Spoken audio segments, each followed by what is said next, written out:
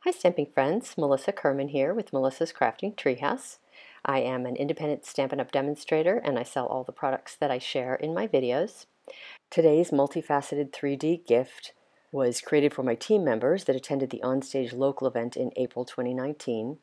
There are 5 elements to this gift, including creation of the case cover, construction of the inside pockets, making the postcards, stamping on the envelopes, and creating and covering the composition book. This project features the To a Wild Rose bundle that will be in the 2019-2020 annual catalog, and I'll also be sharing a super fun technique for creating your own ink pad in multiple color schemes.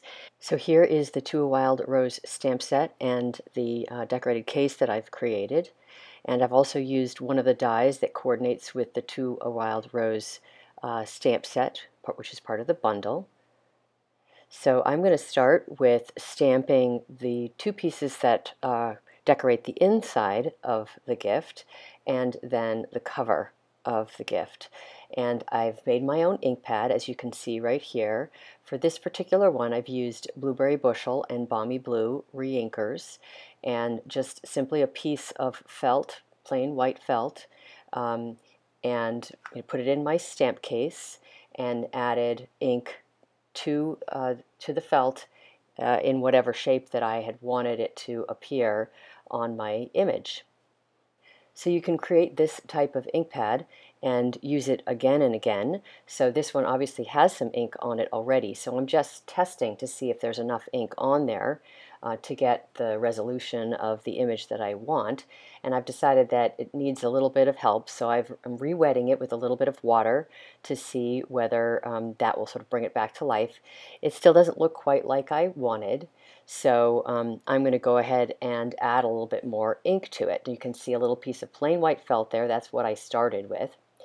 Now I'm taking my Blueberry Bushel re-inker and I'm just going to kind of make a circle in the center. For this rose image, I kind of wanted concentric circles so that it would be, in this case, dark blue on the inside and a lighter blue, sort of fading to a lighter blue to the outside of the rose. So that's what I'm doing here, just kind of refreshing it with some more balmy blue on the outside, and of course I had the Blueberry Bushel on the inside.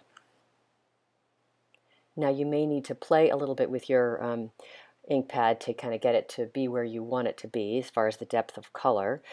So in my case I added the ink, and then I'm going to come back in with my spray bottle again just to blend the colors. Now you'll also notice that when I stamp on the ink pad, I'm rotating the stamp a little bit to the left and the right, sort of in a circular motion, to make sure that I'm getting a good amount of coverage of ink onto my stamp. So you can see I'm adding a little bit more of the balmy blue ink until I get it to where I want it to be. Now I've used this ink pad a lot. I've created a lot of projects with it, so that's why it's needing more ink.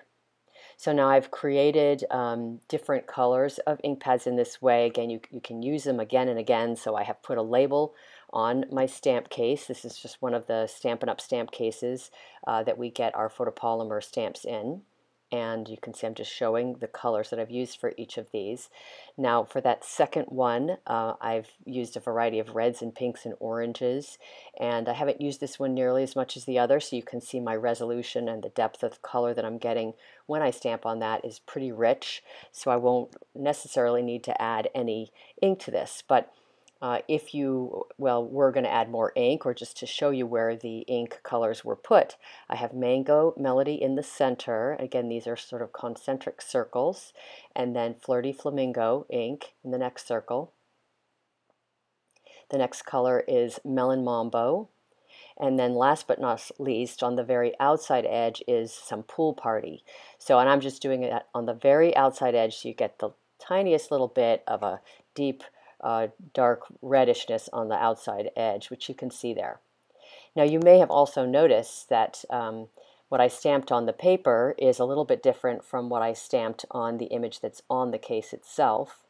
So as you add ink to your ink pad, the colors will blend and mix together and sort of morph into different looks. So that's why each of those looks a little bit different, including the focal piece that I just showed you there. Now I've created one last ink pad with a range of purples, as you can see right there. And again, I did concentric circles, but in this case I just used 3 colors. There's a piece that I stamped on that's done on watercolor paper with sort of an antiqued kind of background. And this next one also has the antiqued background, but this one is on Whisper White cardstock. You can see I've done both sides, just playing around. And here is one I did where I sprayed the paper, it's watercolor paper, and then stamped on it, and the color sort of blended and bled together a little bit, which was kind of fun as well. Next, I'm going to do the stamping for one of the panels that will be the decorative piece on the front of one of the pockets on the inside of the box. And I'm going to stamp a couple of my images on this little piece. Now I am going to end up doing two of this size piece. I just did one of them off camera. And I'm stamping that first image, and then I'm going to bring in the second layer. So I've mounted my photopolymer stamps strategically. I have them labeled at the top, and then I have this certain petal on the rose off to the left, and I have it the same on both of those images. Both of them are labeled where the top is, so that way it will make it a whole lot easier for me to position one image over the other as I go around and stamp these different flowers. So I've stamped off, although you can actually use full ink with this because it's designed to actually look sort of lighter in the background. And now I'm laying it right over the top. So now I'm just going to do the other two images, and then I'm going to come in with my granny apple green foliage, and I like to use first inking and second inking with the granny apple green. So you'll see me stamp it and then shift it ever so slightly in one direction to get that second inking, and just to give it a little bit more depth and dimension. And after I'm done with my leaves, I'm going to come in with the little image that fits in the center of the rose. And I'm going to use the Balmy Blue ink for that. I'm not using my homemade ink pad for that purpose. So now I'm stamping the centers. And off camera, I'm going to be putting some adhesive on the back side of this piece and then attaching it to a piece of blueberry bushel. So next I'm stamping what will be the focal piece for the front of my box, and I am positioning my roses strategically so that when I put the sentiment piece in the upper sort of third of this piece, it won't cover too much of the flowers, and then what appears on the sides of it will look pretty. So I have sort of planned that out. And now you see me here stamping that second image in the balmy blue, stamped off over the top of the rose, and trying to get my position and find where that one little petal is that I'm using as my guide. And of course coming in with the granny apple green foliage here and abouts. Now I'm going to start with stamping my sentiment, and I am going to use my homemade ink pad for that. I wanted to get a little bit of the light and dark ink in different places on the sentiment just to kind of give it a little bit more interest. So you can see me inking it up there. Each time it'll turn out a little bit differently depending on where you get the ink on it, from your homemade ink pad. Next, I'm bringing in my blueberry bushel ink pad and a sponge. I'm going to sponge the edges of the sentiment piece and also the edges of the piece that will be the focal piece for the front of the box. And of course that's what I'm doing here. Next I'm just going to attach that focal piece to my blueberry bushel and put some dimensionals on the back side of my sentiment piece. I have put the adhesive on my pieces off camera just to save a little bit of time. Now I'm going to put dimensionals on the back side of my sentiment piece, and I put a lot of them on there because it was going to be underneath the plastic layer of the stamp case, so I knew it would be sort of getting pressed down, so I wanted to make sure that it stayed looking raised up. And now I'm attaching my ribbon to the bottom. This is the silver edge ribbon. I love this ribbon. And I'm going to trim off the tails. So even though you saw me put the sentiment piece down, I didn't actually press down on it because I wanted to just kind of test out my positioning. It's a little lower than I wanted. And when I placed it down, I realized I kind of wanted a little bit more, a little bit of foliage or a leaf kind of sticking out from the bottom because it looked sort of a little bit empty there. So that's what I'm doing right now. Next, I'm going to use a couple of glue dots to secure the ribbon on the back side of this piece. When you stick it into the stamp case, because it's kind of rubbing up against the plastic, it tends to move the ribbon a little bit. So I'm just securing it with one glue dot underneath the ribbon on the on the side edges of the ribbon underneath. So now I just need to go ahead and attach it to the front of my balmy blue piece. That's the insert piece that's going to fit inside the inside sleeve of the stamp case. Now I'm pretty much ready to put my insert piece into my stamp case. So I'm just going to show you the case and how it's sort of constructed, if you will. So you can see I'm bending it backwards. It's got a sort of plastic sleeve that's covered on the front, and I just have to carefully fit it into there. Now this piece measures 7 inches by 11 inches. It probably could have been a little bit longer than 11, but I didn't have a 12 by 12 piece to work with, so I just made do. And I did that by making the front a little bit longer and the back a little bit shorter in the way of how I scored it. So I scored it at 4 7/8 inches from the side for the front, and then at 4 3/4 inches for the back side, so from the other side of the cardstock. And you'll find that when I do the inside pocket, it's going to cover the right side of the space that is showing there on the right. So I've finished one of my pockets here, and I'm just kind of showing you how it looks from the top and the sides. And next I'm going to go through showing you how I created the pocket. So the base for the pocket, which is what you see me holding right there, measures 4 13/16 by 10 3/8, and it's scored at 3 inches and 3 3/8 inches. Now this will be in my blog post. All the dimensions will be there, so don't worry about having to remember them.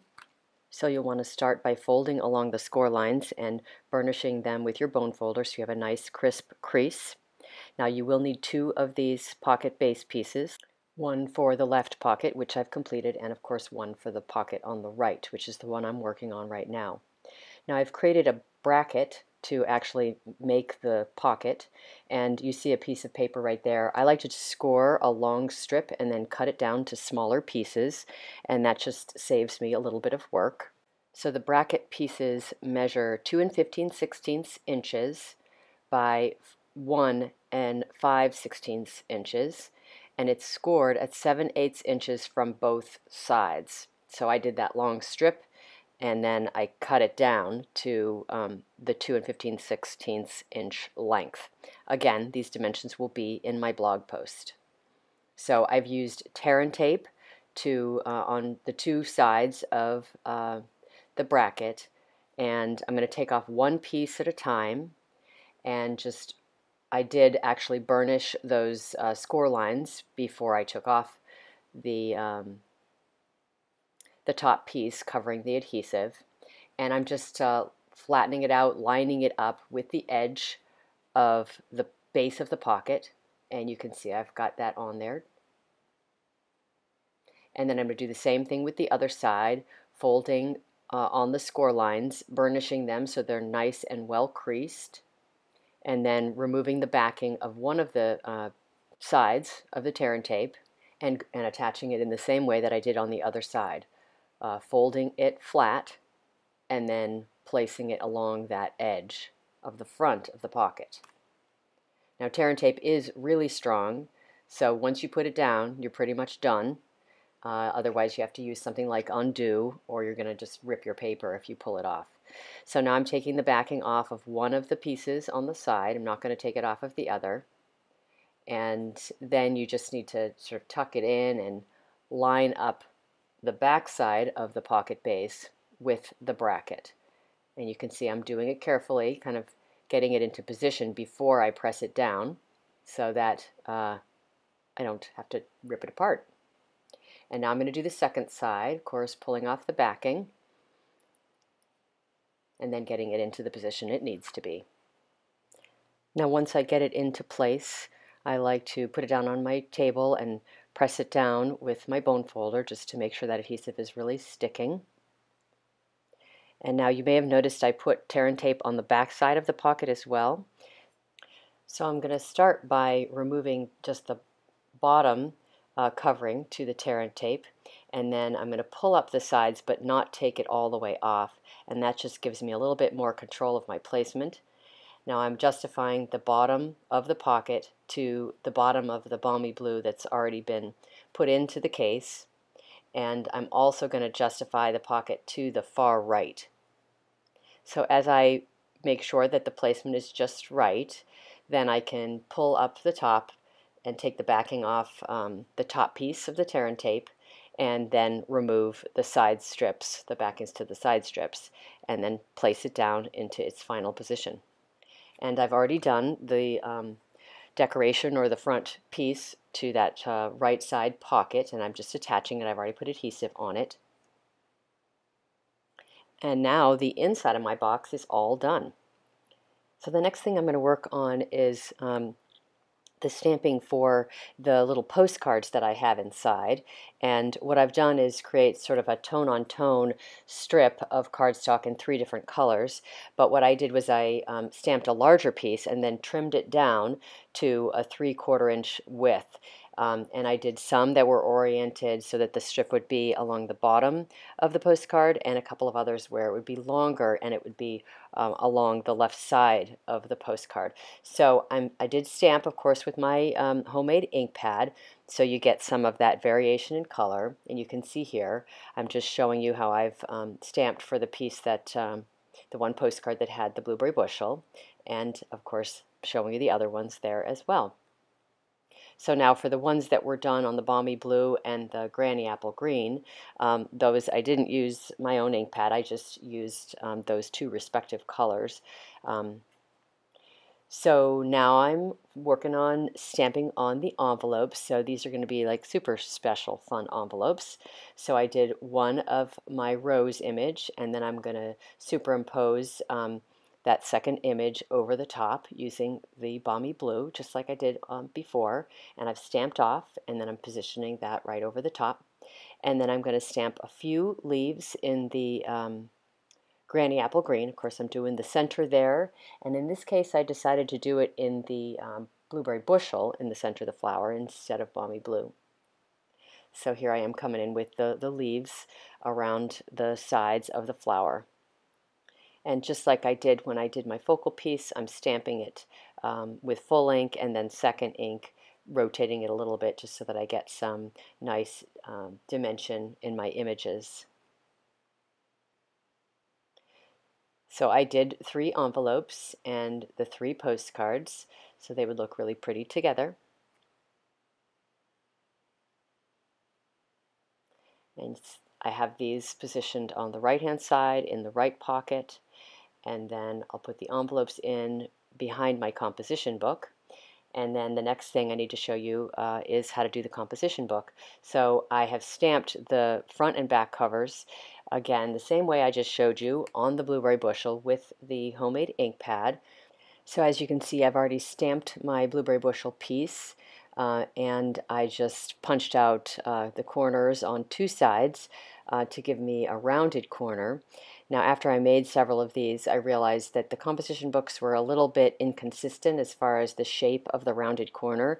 So on subsequent composition books that I made, I didn't actually round the corners. I just used the scissors to trim it so that it would actually be more similar to the shape of the composition book itself. So as you can see here, I'm using the multi-purpose liquid glue covering the front surface of the composition book, and then just placing my stamped piece of cardstock over the top. And you can see I've got a bit of an edge there, which is fine.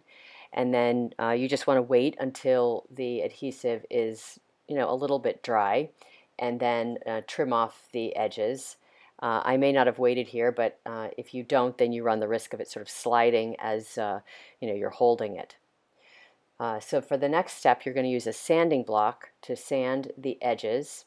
And again, you definitely want that to be dry and the glue to be dry on the surface of the book before you start sanding it, otherwise it will slide.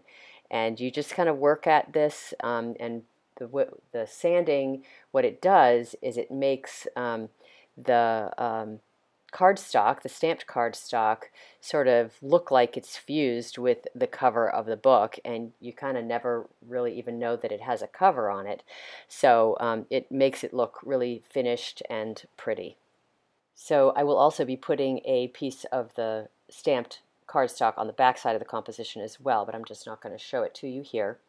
So the last step I have is to attach a piece of the silver edge ribbon to the front of the composition book, and I'm just putting it in the inside, wrapping it around and tying it so it straddles where the blueberry bushel cardstock sits next to the black binding.